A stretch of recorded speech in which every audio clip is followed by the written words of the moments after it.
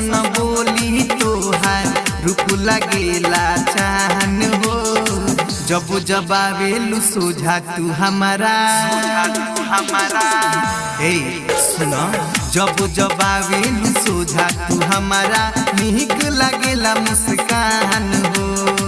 जब जब आवेलू सोझा तू हमारा निक लगेला मुस्कान हो।